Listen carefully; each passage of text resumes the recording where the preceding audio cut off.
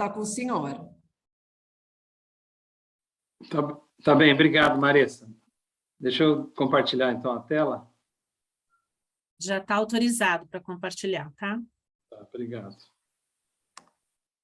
A Teca, quando entrar, aí ela fala no finalzinho, porque como ela está na estrada, não sei se ela conseguiu o sinal para entrar. Tá certo.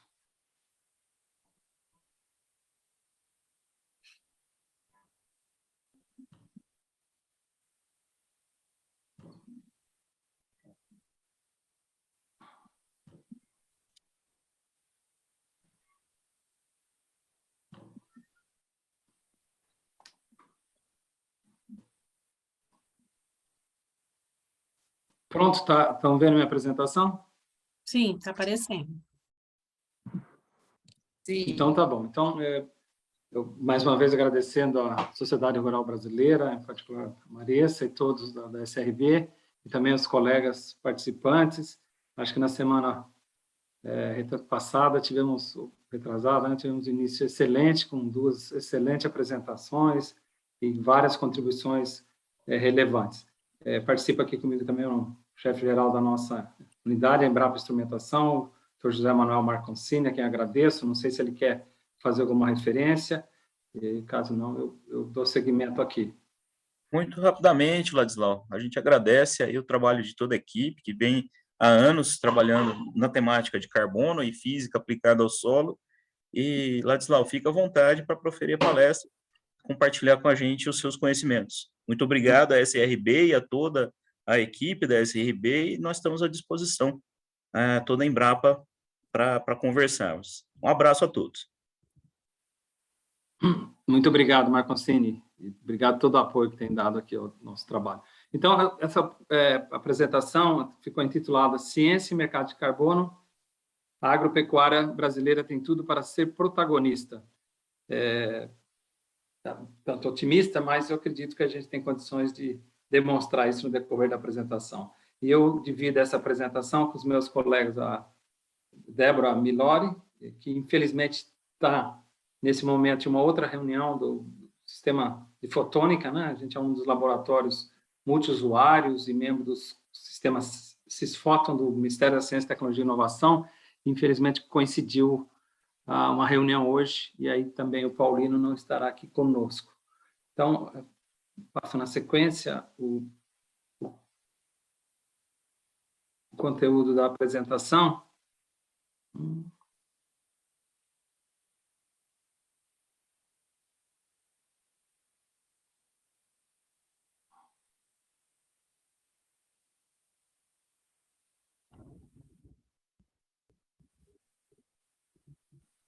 Está avançando os slides aí para vocês? Ainda não, está na capa. Não, está na capa. Eu vou tentar capturar novamente, porque deu algum problema.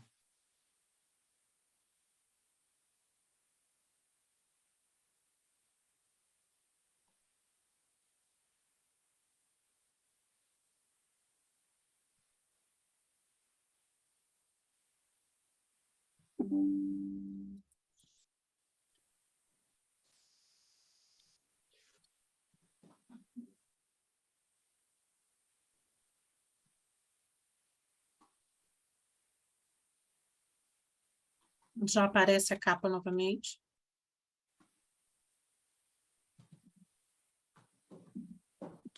Por alguma razão, ele não está seguindo. Me desculpem por enquanto.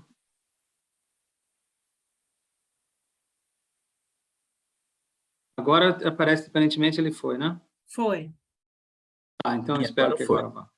Então, o conteúdo são vários tópicos, eu vou procurar me mover rápido e espero que a gente consiga passar por todos esses tópicos, mas são o contexto, assim, a ideia aqui do nosso diálogo, né? E eu também entendo isso como um diálogo, tem vários especialistas aqui presentes, e também a visão do mercado, dos produtores e lideranças do agro, que aí fiquem à vontade para interromper, sugerir, ou tirar dúvidas, ou mesmo divergir do que a gente está trazendo, tá certo? Então, a gente abre com a questão relevante, acho que aí aqui a gente está tratando de um contexto amplo, e com a visão de instituições como a Embrapa e como a Sociedade Rural Brasileira, e falando de uma questão de mitigação de gases de efeito estufa, de agenda positiva, de sustentabilidade, mas é imprescindível a gente ter essa consciência de que, sem a gente fazer uma lição enquanto país, a gente fica numa berlinda um pouco delicada, né? O aumento do desmatamento, retornando aí para patamares preocupantes, e só como referência, no ano 2020, quando o mundo diminuiu 7% as emissões do gás, devido, logicamente, ao efeito dramático da pandemia do Covid, o Brasil, diferentemente, aumentou 9,5%.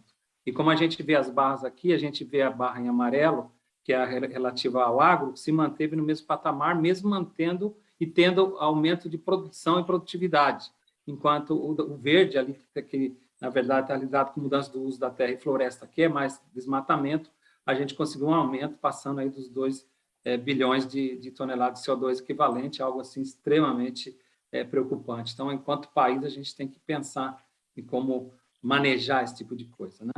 E quando a gente falou do carbono, acho que nas apresentações na semana passada, isso já fica claro, e como o solo é o terceiro maior reservatório de carbono do planeta,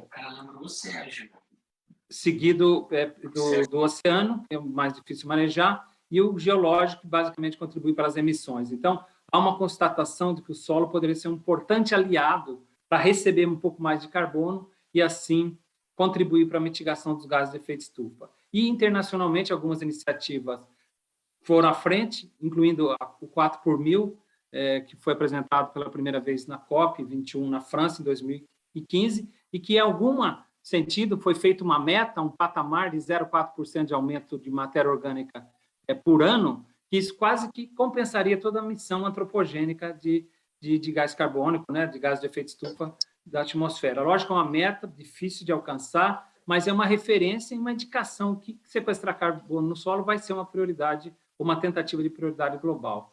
Tem várias outras agendas, essa daqui, por exemplo, é da Global Research Alliance no Agriculture Greenhouse Gas, que o Brasil é um dos países participantes, são 62 países membros, e eu tenho a satisfação de estar já há um bom tempo como co-chair do Cropland Research Group, junto com representantes dos Estados Unidos e da Espanha. Vejo que são 62 países liderados por Brasil, Estados Unidos e Espanha, assim, um protagonismo e uma responsabilidade de conduzir uma agenda de construção de métricas, de construção de estratégia e de levar isso num programa global, né?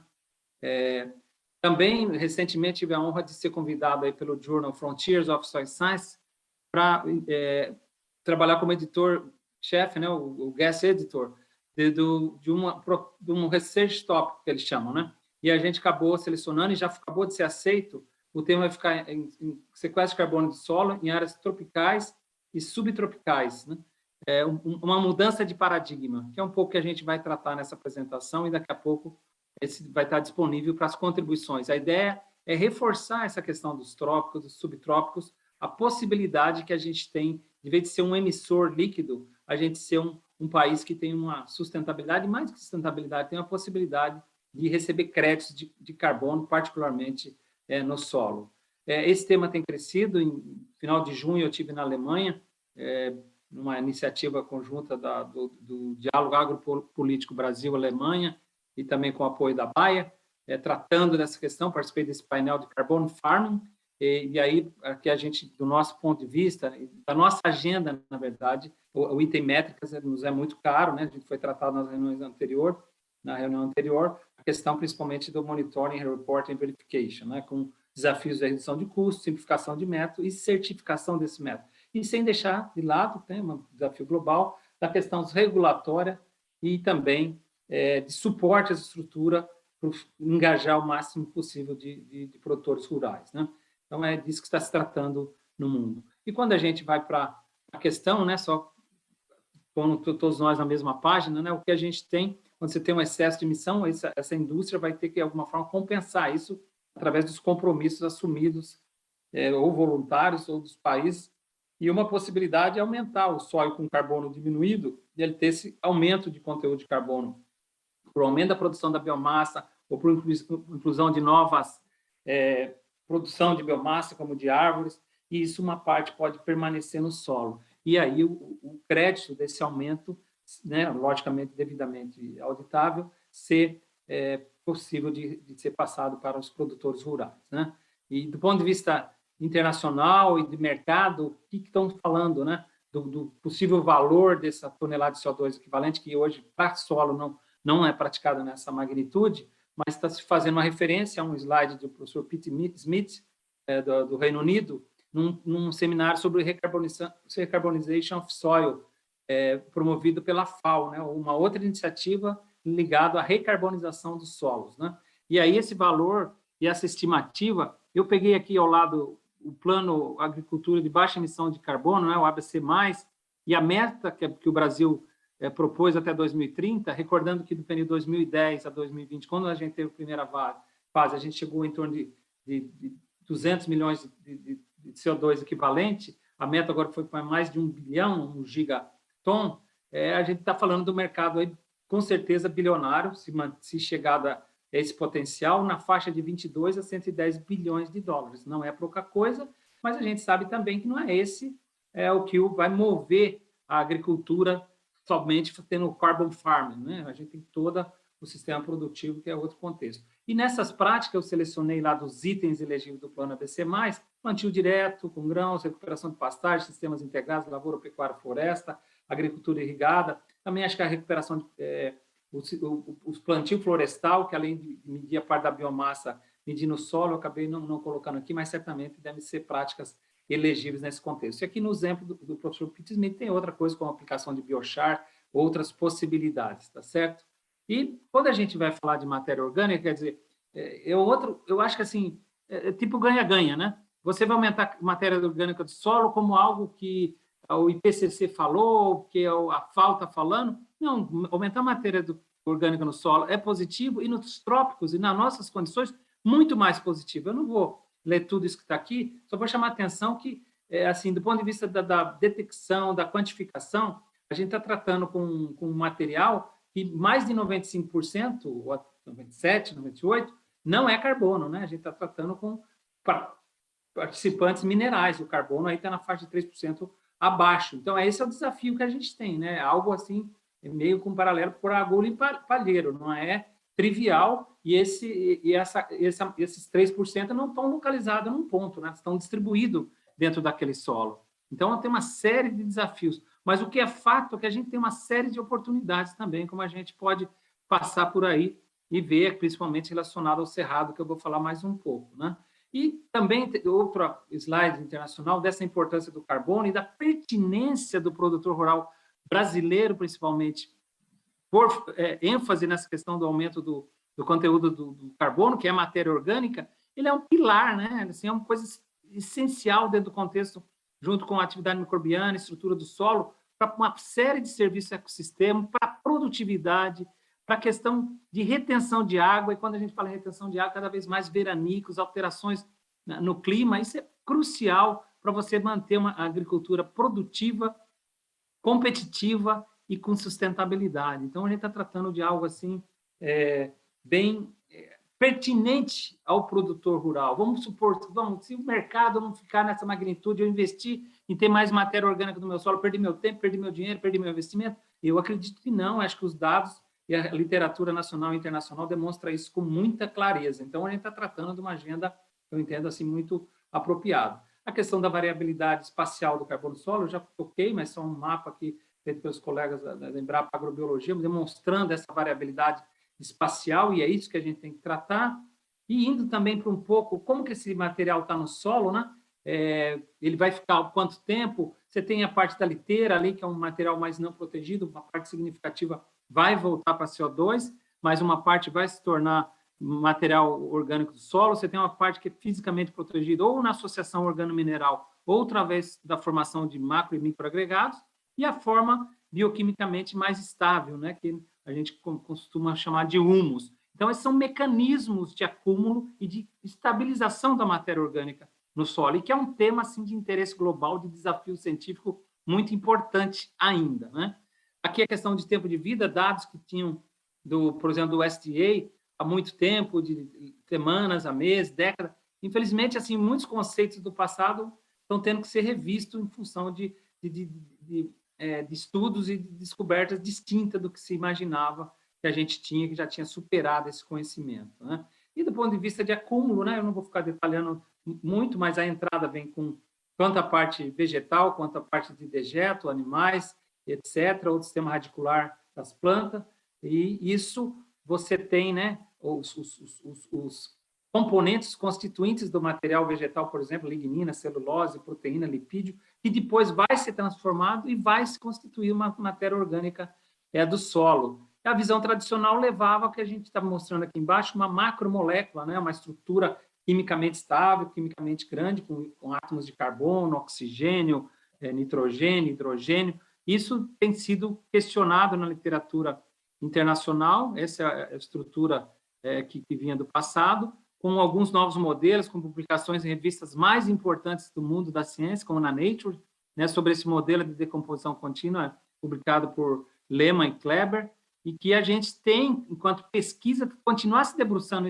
nisso, e também até para capturar alguma peculiaridade e diferença de dinâmicas e de atuação de micro-organismos em regiões tropicais, né? E a visão emergente é essa questão da associação através de frações que são mais hidrofóbicas e que possam reter esse material, além da associação organomineral como mecanismo dominante. Então, associação organomineral e preservação de frações hidrofóbicas, mas não necessariamente como macromoléculas, e sim com constituintes menores, mas associado, estabilizado por essa questão da hidrofobicidade.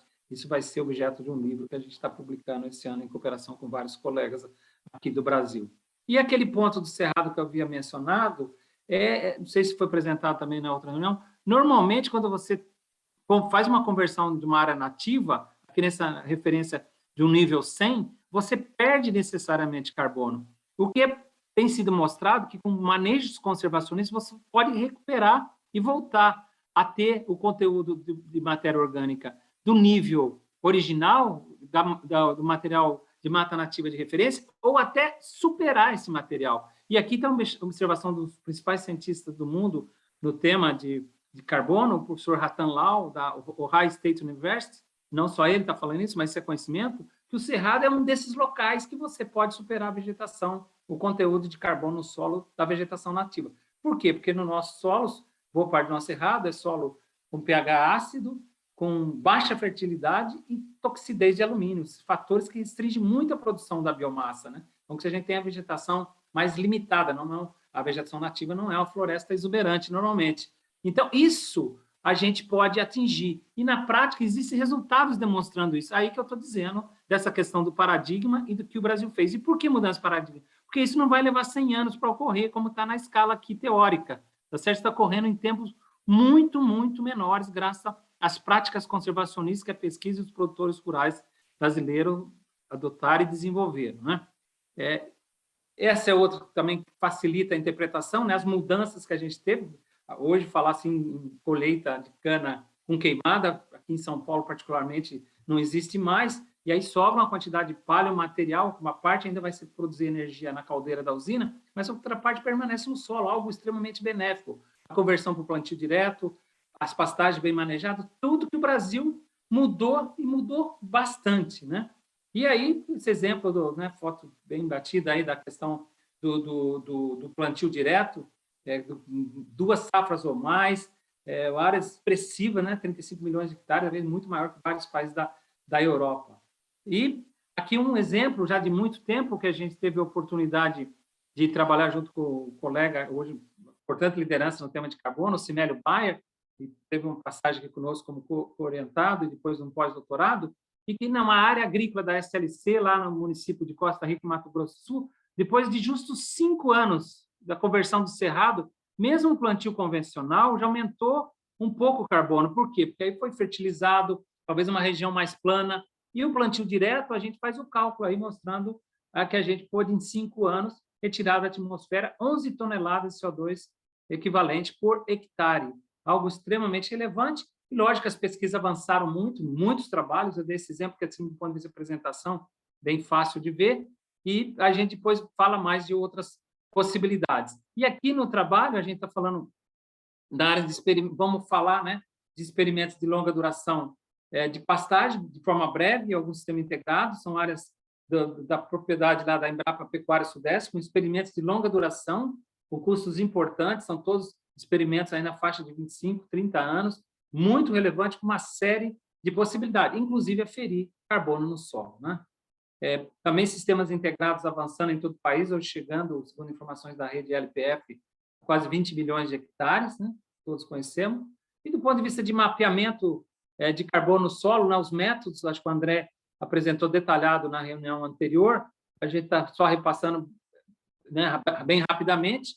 Acho que aí a certificadora, além do LIBS, que a gente vai tratar nessa reunião, o espalhamento inelástico de neutro e a VISNIR e o MIRS, também métodos, o André acho que apresentou vários resultados com VISNIRs, e a gente vai falar hoje do LIBS, que são métodos alternativos de análise de menor custo e maior facilidade de aplicação. Então, nesse tema também complexo, ligado à MRV, eu acho que o Brasil, a ciência brasileira, avançou e já repassou para o setor privado parte dessa agenda, né? E aí a forma de amostragem, esse experimento feito aqui em agosto de 2020, aqui na Pecuária Sudeste, né? O cálculo do estoque, precisa de carbono, precisa de densidade, que é outro desafio a ser medido também, mas que hoje usa o anel volumétrico, e aí o documento de referência do protocolo do projeto da Rede PECOS, né? Liderado pela colega Patrícia Anchão de Oliveira, aqui da Embrapa Pecuária Sudeste.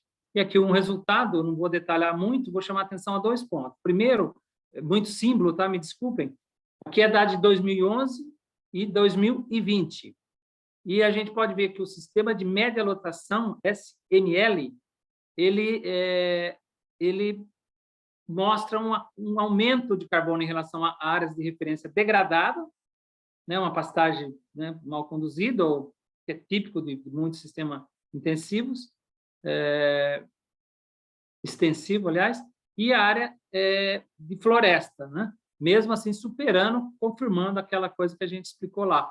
E uma surpresa grande para todos os colegas envolvidos com esse experimento, inclusive os colegas da Pecuária Sudeste, o sistema irrigado de alta lotação, que, na verdade, cai ao nível do sistema do degradado, não consegue avançar muito, né? E aqui já 2020 se mantém nessa condição, algo que muitas vezes a gente aumentou a produção de biomassa para aumentar o carbono no solo. Não necessariamente, lógico, tem relações com textura, com outras propriedades do solo, mas, enfim, a gente precisa verificar, não dá para simplesmente ir achando que é uma coisa que dá para ir fazendo bastante de forma assim, já está tudo resolvido. Não está, né? A pesquisa tem que estar junto nessas agendas e fazer no país continental como o nosso não é nada trivial, mas é algo que se estabelece. Eu não vou dar detalhes das outras informações. E aí o que eu gostaria de ter falado um pouquinho antes, quando eu apresentei aquele resultado nosso de 2006, que é um artigo também com a autoria do Rodrigo Nicoloso, que é da Embrapa, acho que a Josileia apresentou muito bem, com muitos detalhes na reunião anterior, eu não vou detalhar novamente, mas só quero chamar a atenção em outro aspecto, né? Tem um parceiro internacional, que o Charles Rice, que é da Ohio State University, Estados Unidos, uma liderança global no tema de solos e carbono no solo, mas o que eles estudaram? Fizeram uma meta-análise, né, de 121 experimentos de campo, 19 países e 6 continentes. E eu queria adicionar tudo que a Josileia tão bem trouxe, é que o artigo explicita, né, ela detalhou os experimentos, plantio direto com intensificação, etc.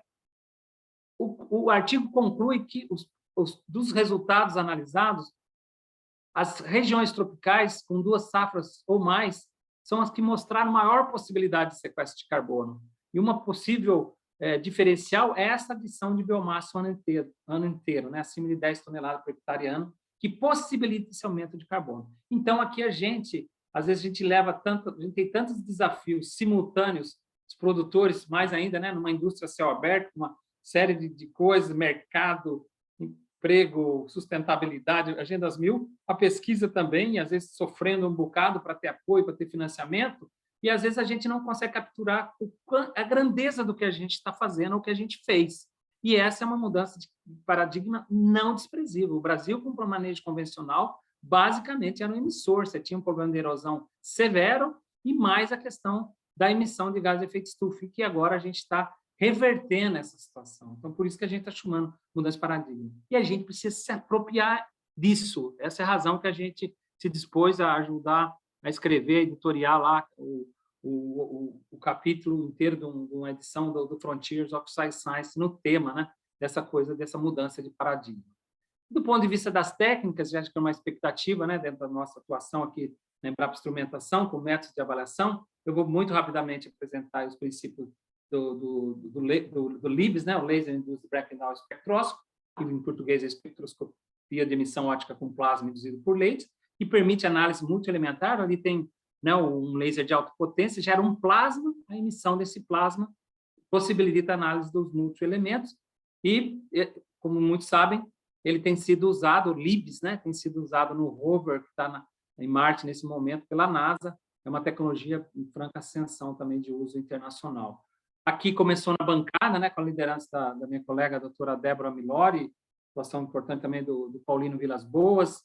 O Nicolodelli foi um pós-doc que trabalhou com ela, mas era o aparelho de bancada, os espectros ali bem complexos, solos nossos com interferência de alumínio, e aí você avança, faz um esforço grande. Esse artigo foi publicado em 2014, correlacionando, né, na BC, saiu o carbono por CHN, o carbono com o LIBS, demonstrando a factibilidade. A gente continuou trabalhando. Essa é uma publicação que eu já tive a honra de participar em 2019, 2020, na European Journal of Soil Science, com 2 artigos, e um deles se tornou o Top Science Article 2020-2021 do European Journal of Soil Science, na verdade, da Wiley, né?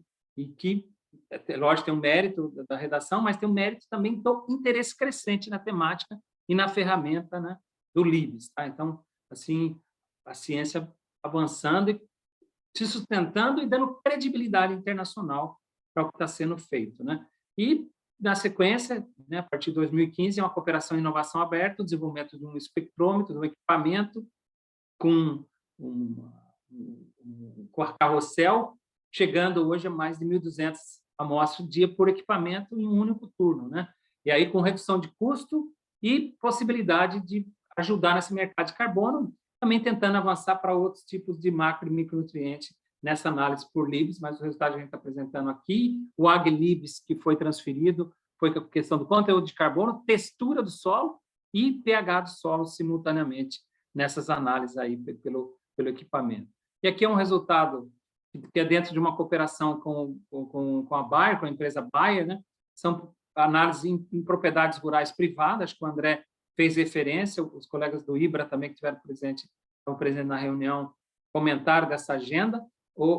Nós aqui em Embrapa Instrumentação, juntamente com a Embrapa Agricultura Digital, que lidera o projeto Embrapa Meio Ambiente, temos trabalhado da melhor forma, e no caso aqui trabalhando para verificar o que foi gerado na época, tanto pela agrorobótica e a parte também com NIRS. Eu não vou apresentar aqui, André detalhou super bem na reunião anterior, o colega do IBRA vão ter oportunidade de falar na próxima reunião. Eu vou trazer aqui os resultados mais relacionados ao LIBS. Mas o que a gente fez, como assim, uma análise de cross-checks, né, pedido da Bayer, e aqui vocês reparam as fazendas, praticamente em todo o centro-sul, desde a região do Cerrado até lá no Rio Grande do Sul. A gente trabalhou com 11 fazendas, com mais de 1.000 amostras, avaliando. Isso são análises feitas no laboratório da Embrapa Instrumentação, não é análise feita na agrorobótica. A agrorobótica analisou mais de 15.000 amostras.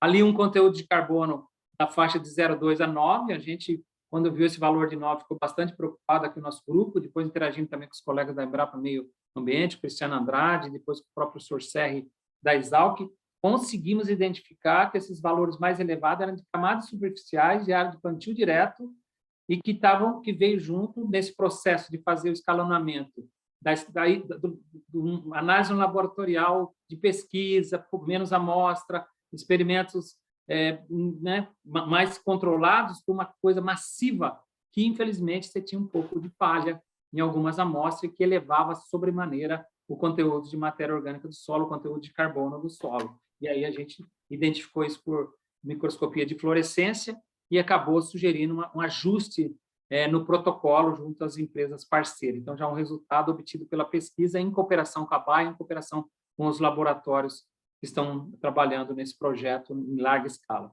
Solos com diferentes características, né, como dá para ver, mas principalmente latossolos e argissolo, o que mostra o que foi possível ser feito.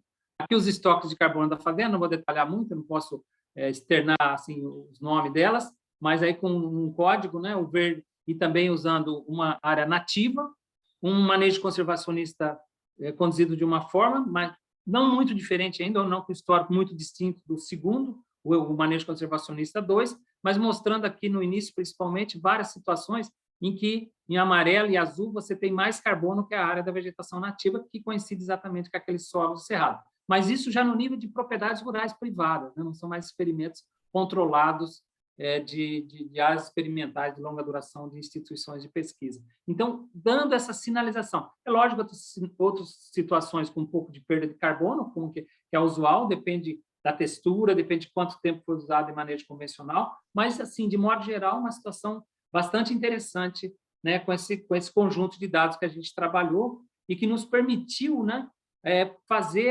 verificar como o LIBS atuou nisso, comparando com o método de referência CHN, que a gente tem equipamento também aqui na Embrapa Instrumentação, e chegando aí uma acurácia, né, uma incerteza de 0,4% nas análises, sendo que o CHN, que é o método de referência internacional, essa incerteza instrumental, porque ele é o método de referência, chegou a 0,3%. Então, assim, uma condição interessantíssima, né, e mostrando a possibilidade do uso, né, dessa ferramenta como um método de referência. E, para nossa satisfação, como foi mencionado na reunião anterior, o LIBS foi, né, pela certificadora Verra, credenciado para certificar internacionalmente carbono no solo, lógico, usando as práticas adequadas, né? Então o site também da startup, a Agrorobótica, que tem sido uma excelente parceira aqui da Embrapa, em particular da Embrapa Instrumentação. E eu vou indo para o final, vou dar um exemplo aqui de resultados de sistemas integrados lavoura, pecuária e floresta, naqueles experimentos de longa duração da Embrapa Pecuária Sudeste, que a gente inclui algumas outras ferramentas de análise, mas vou passar bem rápido, tá? Me desculpe, estou alongando um pouco, né? Então, esses são os experimentos aqui da nossa Embrapa Pecuária Sudeste, coisa muito virtuosa, né? Esse aqui são um gado canchinho que foi desenvolvido aqui, já em cruzamento com Nelore, etc. As trincheiras, como de sempre. Aí o estoque mostrando as situações, o CLFS, aqui, desculpa, está em inglês, é o sistema integrado, o lavoura pecuária e áreas de floresta, a pastagem extensiva e pastagem intensiva, demonstrando novamente que a gente, mesmo em relação à floresta, muitos sistemas estão acumulando carbono. Esse é um experimento no 5º ano da conversão para sistemas integrados. Então, vamos em frente, indo para o aspecto da fluorescência induzida por laser, agora uma nova ferramenta para uma análise qualitativa da matéria orgânica do solo. Você tem uma informação quantitativa, mas é interessante você ter uma informação qualitativa, inclusive se puder aliar a tempo de vida, etc. E aí houve uma simplificação imensa, método anterior com fracionamento químico, extração de ácido úmicos, quem é da área sabe o quão trabalhoso, aqui basicamente uma limpeza, um peneiramento e obtenção dos pellets das amostras. Aqui foi o experimento que a gente publicou inicialmente em 2006, mostrando que quando calcinava o solo, o sinal desaparecia, então mostrando claramente que não estava ligado o sinal à fração mineral, e sim à fração orgânica, e depois definindo esse nível de unificação, dividindo essa área do espectro pelo conteúdo de carbono, está mais associado a moléculas aromáticas, né, com estrutura mais rígida, né?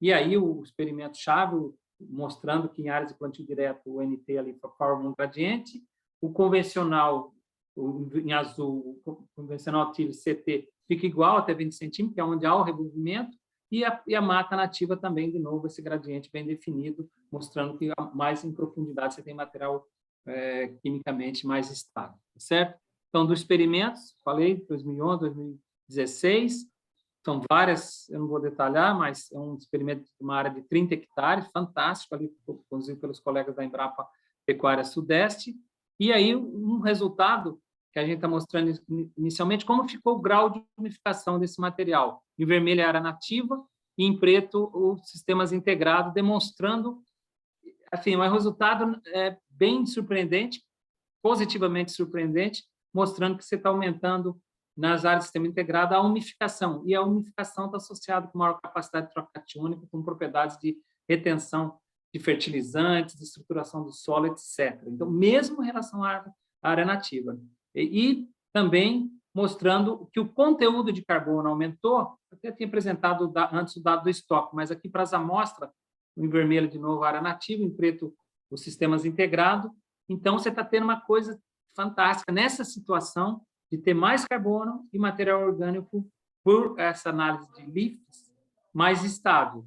Não necessariamente sempre é assim. Quando você tem um aporte, muitos resultados que a gente publicou e análise com áreas de pastagem, com diferentes locais, em áreas de grão, geralmente, comparado ao plantio convencional, como você tem uma entrada de material mais recente, o grau de umidificação cai.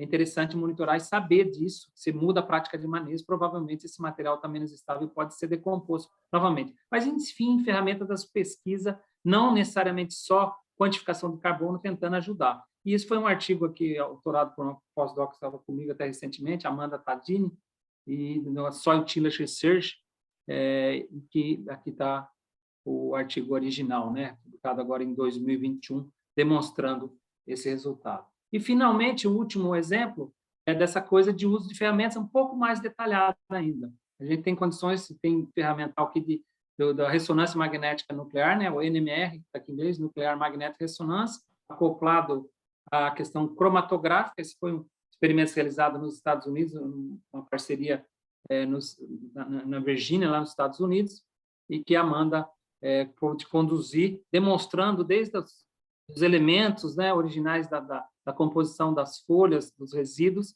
como evolui para formar essa matéria orgânica umidificada. E aí, para nossa alegria, também publicada numa excelente revista, Science of Total Environment, agora em 2022, certo?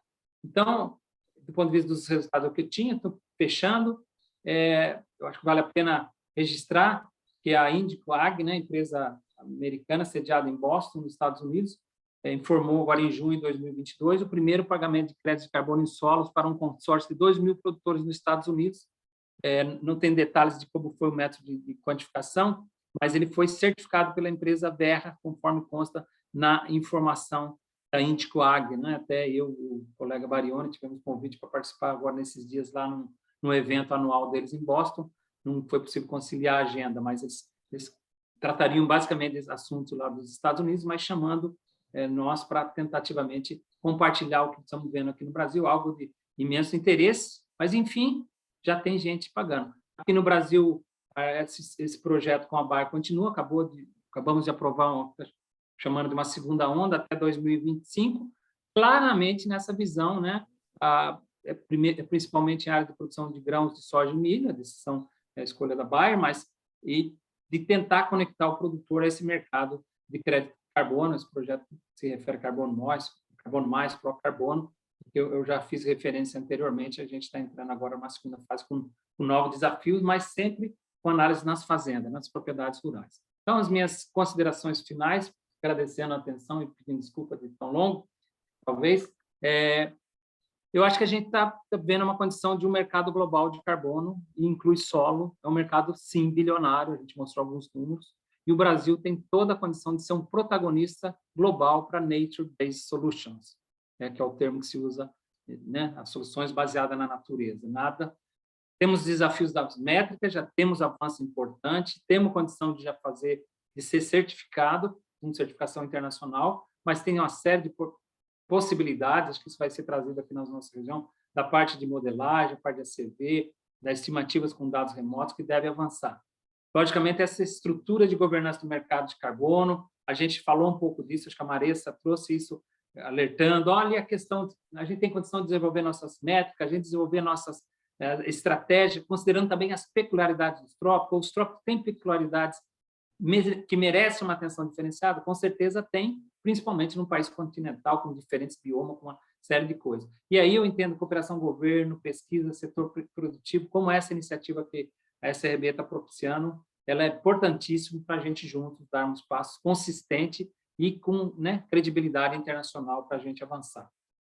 Eu pude mostrar um pouco dessa questão de uso de métodos de análise, que além da quantidade, fala sobre qualidade, né? E que a ideia depois é tentar inserir isso em modelos de estimativa e projeção. E fechando aqui, breves reflexões, quer dizer, a gente tem certamente um agro sustentável, competitivo internacionalmente, em grande medida, a agricultura dos trópicos, teve que ser viabilizada pela nossa ciência, pela inovação. É crítico, ela necessita investimento continuado. Até na altura da minha carreira de pesquisador, eu falo isso com muita serenidade, olhando para o que vem para o nosso país como um todo, não necessariamente puxando para uma agenda de pesquisa, mas isso é crítico. E todos os países desenvolvidos têm feito e estão continuando a fazer isso, investimento em pesquisa e inovação. E, logicamente, nada vai acontecer se a gente não continuar tendo o empreendedorismo dos produtores rurais brasileiros, louvável, com desafios imensos de toda ordem, incluindo a questão de ser uma indústria a céu aberto. Acho que só quem é agricultor sabe bem do que a gente está falando, tá certo? Então, era isso que eu tinha.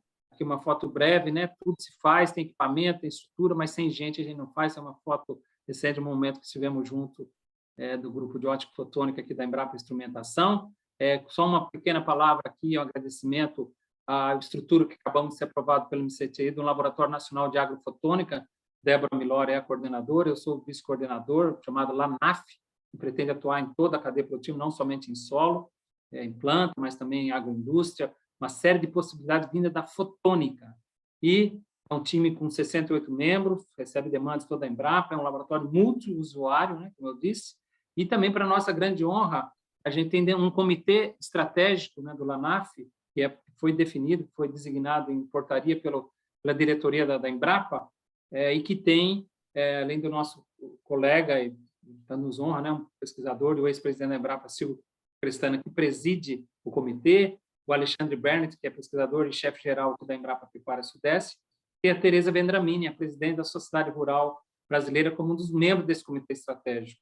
E também o Ivair Contígio, cientista da NASA, na composição internacional, o Álvaro Salles, outra liderança do setor produtivo, diretor executivo do Instituto Mato Grossense do Algodão, que está ligado à Associação Mato Grossense Produtores de Algodão. E, finalmente, a nossa colega e ex-chefe, né, pesquisadora e ex-chefe da Embrapa Agricultura Digital, a Silvia Masruá. Enfim, tentando construir algo diferenciado para o nosso futuro. Aqui alguns exemplos de colegas que foram alunos de iniciação científica, mestrado, doutorado, e que hoje são membros, inclusive a primeira aqui à esquerda, a Aida, é a diretora da empresa Agrorobótica, outras empresas na linha de ressonância magnética nuclear, análise de grãos de soja, enfim, um esforço de gente qualificada com mestrado e doutorado também ir para o setor produtivo e para as empresas. Acho que isso é fundamental para gerar inovação. Inovação está no mercado. E as empresas parceiras, né? Acho que muito importante, tomei a liberdade, viu, Marissa? Vou colocar já o SRB como nosso parceiro, e até pela atuação e pelo interesse, e agradecer muito vocês por essa iniciativa, a presidente Tereza Vendramini, confundindo com a nossa ex-ministra, e a Marissa Bettencourt. Muito obrigado, pessoal. Desculpa ter me alongado, mas achei que era importante trazer vários desses aspectos num diálogo que a gente tem oportunidade de continuar mais à frente nas próximas reuniões. Muito obrigado pela atenção, me desculpe ali pelo contratempo inicial, espero que tenham todos conseguido acompanhar. A gente que agradece, professor Ladislau, é um prazer enorme poder ter essa oportunidade de te escutar, que traz muito orgulho, né, como brasileira, como produtora, que citou das publicações internacionais, de pessoas de fora reconhecendo nosso trabalho, né, as revistas mais conceituadas, tendo toda essa pesquisa sendo divulgada, né? Então, foi excelente, agradeço muito aqui todas essas informações compartilhadas conosco. O senhor começou falando e ainda tocou no assunto do desmatamento, né? Acho que esse é o ponto que mais incomoda, é o principal ponto que o Brasil precisa olhar mesmo, enfrentar esse desafio, porque a gente tem um potencial enorme e não pode ficar com essa imagem do desmatamento. Então, são os desafios e as oportunidades, né? Junto com o desafio sempre vem a oportunidade. De fato, aqui a gente tem, nos países tropicais, essa possibilidade de mitigar o carbono e de comercializar, né? Cada vez isso está sendo mais falado. O senhor também mostrou aí que já foi feito essa primeira transação de especificamente carbono do solo. Além do carbono, a gente tem muita coisa, né? Além disso, as nascentes, as reservas de água, a biodiversidade. Inclusive, eu estou na fazenda em Mato Grosso hoje. Ontem eu estava em Cuiabá e tive uma reunião com Vicente Falcão, da Fiesp do Mato Grosso. Eles estão desenvolvendo uma plataforma assim, incrível, inclusive eu quero convidá-lo para fazer uma apresentação aqui, eu até vou ver se a gente já marca logo uma reunião após essa do dia 11, que achei muito interessante ele juntando, através do CAR, várias coisas de nascentes, de biodiversidade, o que tem de floresta, o que tem de reserva, e convertendo tudo isso em carbono para ter uma unidade para poder também ser comercializado. Então, a gente percebe que o Brasil tem muita cabeça, né? Tem muita gente competente, olhando para isso, pensando. Então, acho que a sociedade rural, muito assertivamente, está promovendo isso. A gente sabe que a pesquisa tem que ter investimento, ela não pode parar, porque vocês chegaram até aqui porque tiveram como fazer essa pesquisa, né? E ela tem que avançar dia após dia, porque é a vida, né? Se ficar parado, as coisas te ultrapassam, e o Brasil está num momento muito importante, né? Com esse potencial todo que a gente tem do carbono. Então, fico muito grato por tudo que já foi trazido, né, hoje, nas reuniões anteriores que a gente teve, nas outras. Vamos pensando junto o que pode fazer, convocar também o privado. Eu tenho pensado bastante nisso, sabe, de chamar o privado para incentivar, para mostrar o que tem sido feito, enfim, para a gente tentar fazer o que tem que ser feito, né? Não deixar o Brasil sair desse protagonismo que a gente tem tudo para fazer acontecer e trazer esses bilhões de dólares aí que vão ser gerados através do carbono. E não só isso, trazer também a imagem do Brasil, né? Mostrar como o Brasil é eficiente, como aqui tem muita coisa boa sendo feita, né? A gente tem ali uma coisa ou outra que compromete bastante a nossa imagem, mas acho que tem os produtores, junto com a Embrapa, junto com a pesquisa, tem bastante mérito, e isso deve ser mostrado, né? Então, eu gostaria de saber se alguém aqui tem alguma pergunta. Eu vi que a Teca está na estrada, mas ela está online, fazer alguma consideração. Acho que é isso. Oi, Teca, tudo bem? Boa tarde, quero cumprimentar todo mundo aí, pedir desculpa, mas eu estava na roça, estou voltando para São Paulo, agora eu entrei na Castelo Branco, está dando para ouvir. E eu, sinceramente, eu ouvi pouco o professor, mas eu vi que vocês gravaram, vou assistir hoje, depois com calma, quando eu chegar em casa. E agradecer a presença, Marissa, da sua, de todo mundo que está aqui. E contar o que eu acho que nós já participamos, que eu tive com o nosso presidente Celso Moretti, e muito positivo, fiquei bastante com ele lá em Brasília, conversamos bastante, e eu contei o que a gente estava fazendo, e ele me orientou a continuar ouvindo os pesquisadores. Foi uma orientação que eu tive dele, já passei para a Marissa, falou que achou ótimo, e ele se dispôs a fazer uma reunião em São Paulo, como a gente falou, presencial, com todo mundo, para discutir. E a gente vai combinar isso daí, tá bom? Depois eu até, professor Ladislau, vou ligar para o senhor para a gente conversar um pouco, provavelmente amanhã, tá bom? À disposição, Tereza. Muito obrigado, viu, pela iniciativa, pelo apoio. Estamos animados e aqui, bem satisfeitos de estar aqui com vocês. Não, obrigada. Eu acho que é o que eu tenho repetido sempre aqui. A Rural está querendo ouvir os pesquisadores e, através dos pesquisadores e junto com vocês e com a Embrapa, caminhar um pouco, né? O que vocês vão nos orientar para a gente caminhar? Como é que é isso daí? É isso que é o nosso trabalho aqui, é juntar as pessoas. Daqui a pouco, que é o que eu vou conversar com o professor Ladislau e com alguns de vocês aí no particular que quiser conversar, eu quero sugestão de vocês de como que a gente caminha também. Sabe? Outra coisa, quem são os novos parceiros que a gente coloca aqui? Que hora que eu posso começar a chamar produtor? É tudo isso. Isso aqui eu acho que é conduzir, professor, isso aqui junto. Né? Eu acho que é bem por aí. Isso é muito importante, porque, na verdade, a Rural, essa iniciativa é sempre pensando nos produtores rurais, né? Afinal de contas, os produtores andam junto com os pesquisadores e em prol da maior produtividade, mais sustentabilidade, a gente está aí na liderança de tudo isso. E eu vi que o Daniel quer falar aqui também, fazer alguns comentários. O Daniel, mais do que ninguém, acho que acompanha esse assunto muito de perto e também tem conversado com bastante gente. Então, Daniel, se você quiser fazer seus comentários, fique à vontade, bem-vindo, que bom que você está aqui conosco. Ótimo, estou feliz de estar aqui. Primeiro, parabenizo a Teca e, em especial, a Marissa por essa fibra e liderança em mobilizar esse time e colocar esse tema na discussão. E parabenizo a Teca, porque eu acho que isso é absolutamente decisivo para nós. Tem uma riqueza de informação disseminada, gente trabalhando em várias fronteiras, e o interesse do Brasil é muito maior do que as particularidades de visões que podem existir sobre detalhes dessa agenda. Então, eu parabenizo imensamente isso e gostaria também de agradecer mais uma vez, parabenizar o professor Ladislau, com quem eu sempre aprendo. E, professor, eu gostei muito da sua apresentação, mas, como o senhor pode imaginar, ela também é muito rica em muitos temas condensados.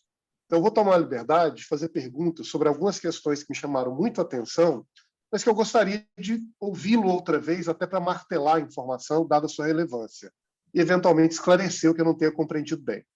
Então, o senhor joga luz sobre essa mudança de paradigma, que eu entendo que está associada a uma atualização ou mudança nas tecnologias, na ciência, mas também no perfil do mercado. Eu só gostaria de ouvi-lo um pouco mais. Eu acho que essa é uma expressão muito marcante, muito interessante.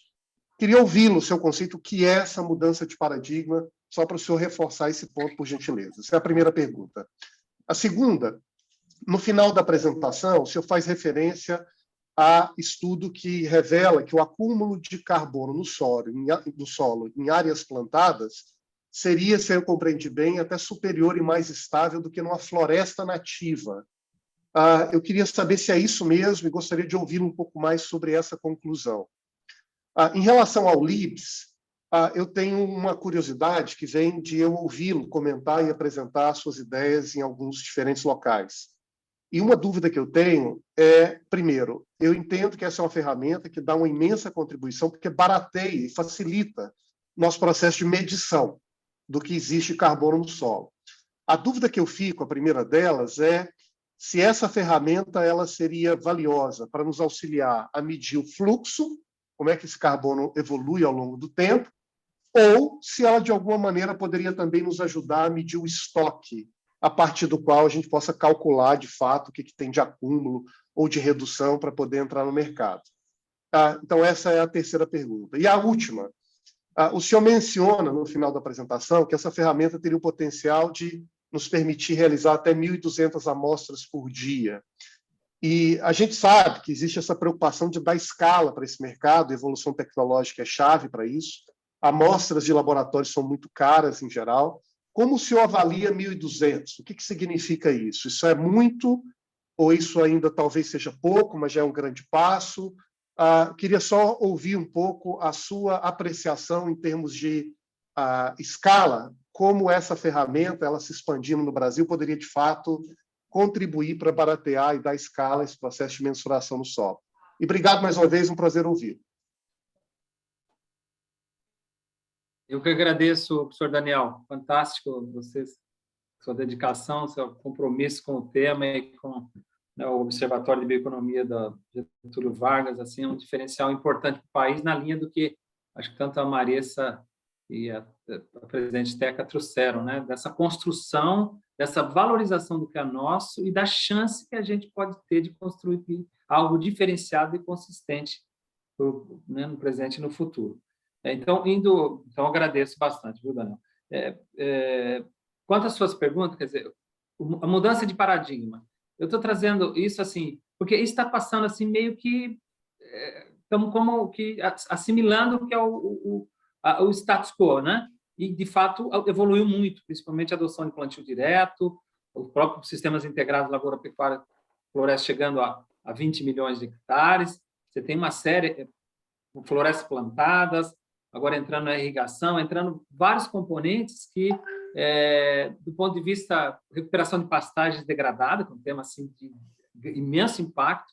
Então, o que a gente constata é que, como a gente tem uma trajetória já um pouco longa, Daniel, que a gente quase que operou nessa transição, e no questionamento muito forte, inclusive, da aceitação do plantio direto pela ciência, por alguns setores, por alguns estados que demoraram mais, e também porque tinha dúvida, né? E, de fato, todo novo sistema tem ajustes, tem melhorias, você faz o 1.0 e depois vai dando avanço.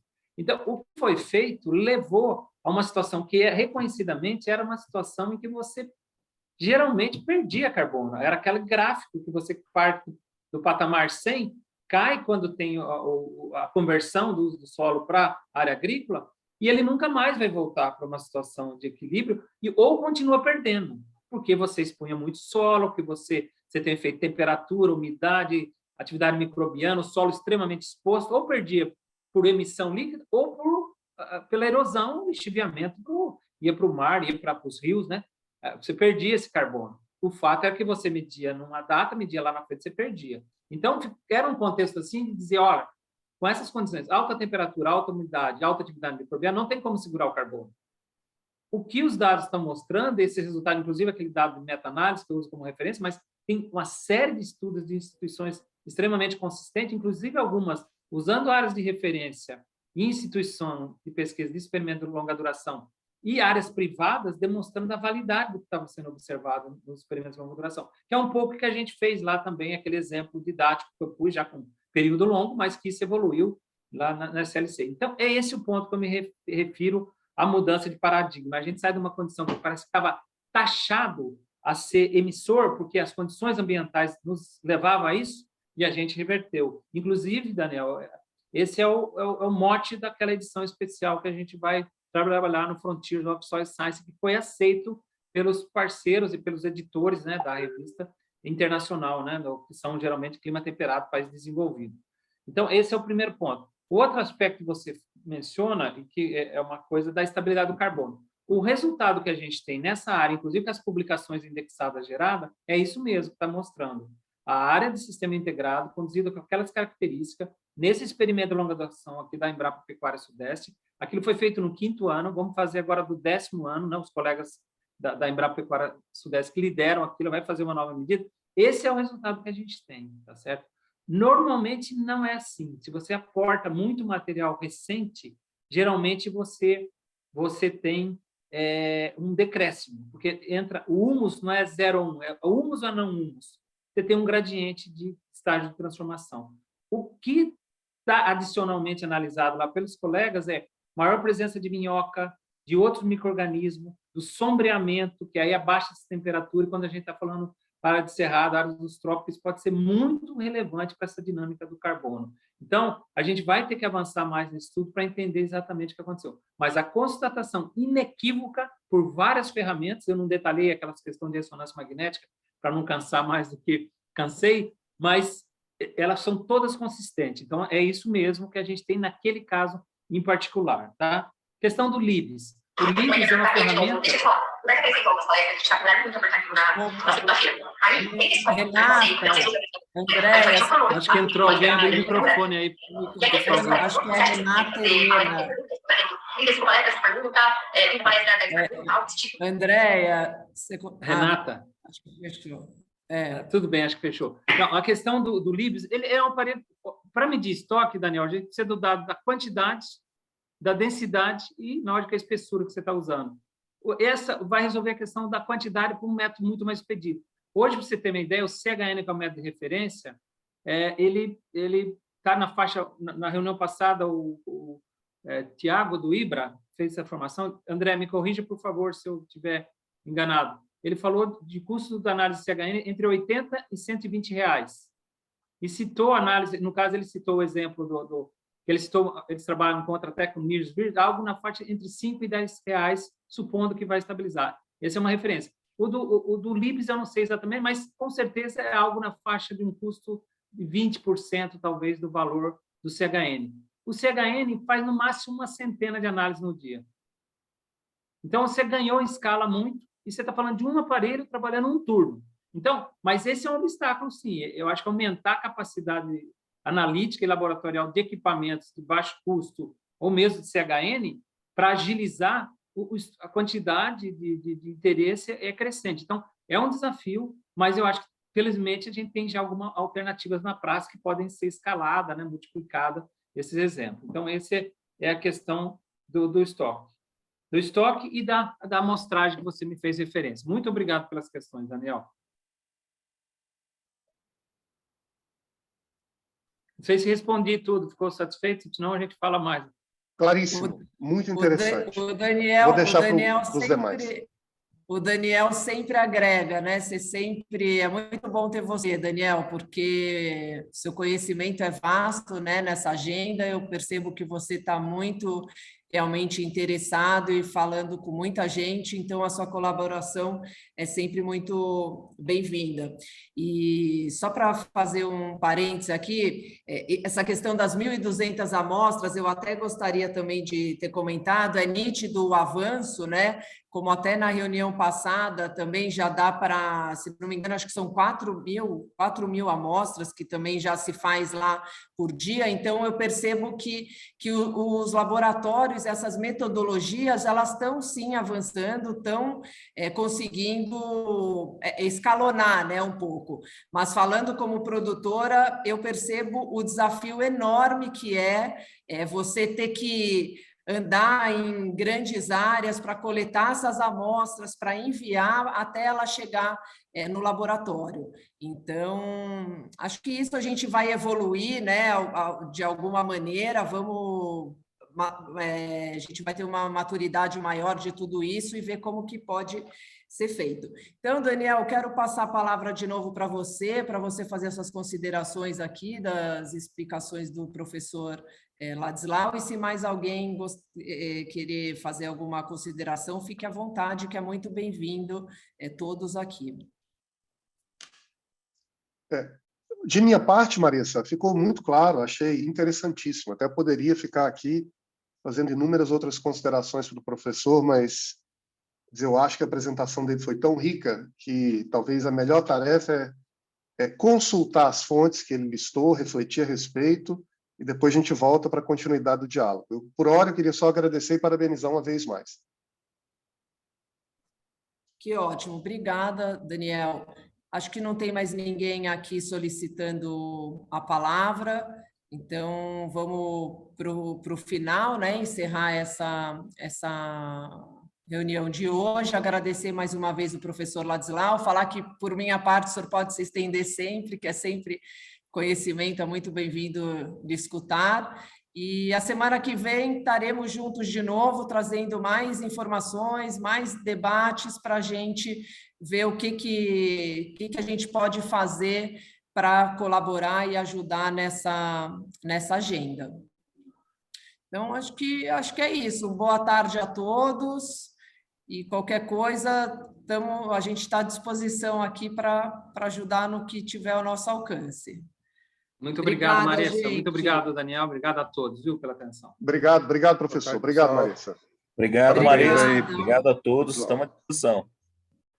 Um abraço. Obrigada. Boa tarde. Um abraço. Boa tarde.